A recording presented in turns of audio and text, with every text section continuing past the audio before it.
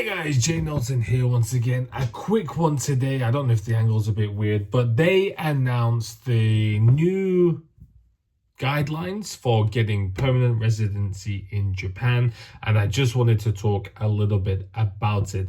So the first point on the new guidelines is about being a good citizen, living a criticism-free life. Apparently, according to ChatGPT, I ran the new guidelines through ChatGPT and asked it to compare it to previous guidelines.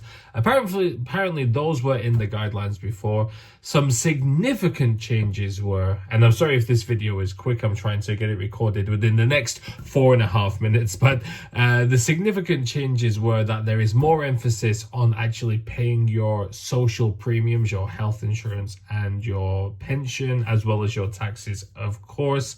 And one of the biggest changes, I think the most significant change, is that it emphasizes in more cases and more detail that your permanent residency can be revoked.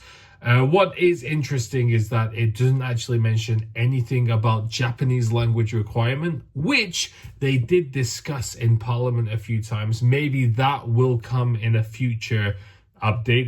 It sounds weird to say update when it comes to visa rules, but that might come later.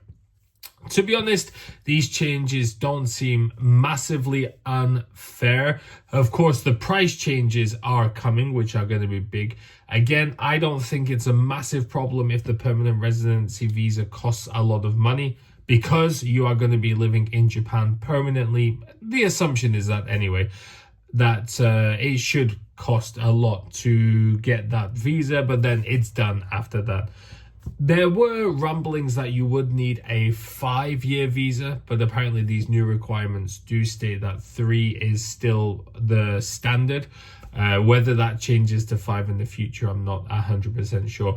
I'll leave a link to the requirements in the comment section down below. In the first few points, it does mention a lot of very serious issues. Again, as I mentioned before, living a criticism-free life, whatever that means. You know, maybe don't get caught videoed like doing pull-ups on Tory gates, and don't make social media posts bashing Japan, maybe stuff like that. I don't know. I don't think they actually search that deeply into each person's life. And then the next ones include don't get fined, don't get put in prison, don't do anything bad, all that kind of stuff, pay your health insurance, all that kind of stuff that does make sense. It does specify that you must pay them at the time you receive them, or your review will be negatively looked upon. So I know a lot of people try to catch up if they've forgotten some payments. I think it does take into account whether you paid it on time or you caught up.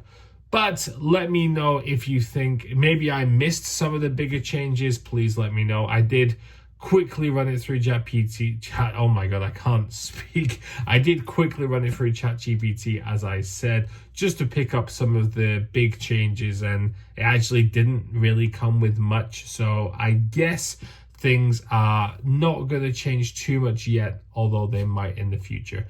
Thanks all for watching, guys, and I'll see you all next time.